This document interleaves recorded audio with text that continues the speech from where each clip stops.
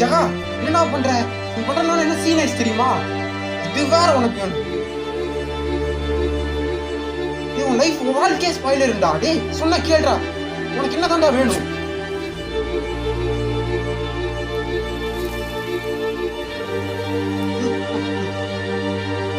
என் கூட இருக்கிறனா இரு, இல்லைன்னா இங்கே போய் சாவு.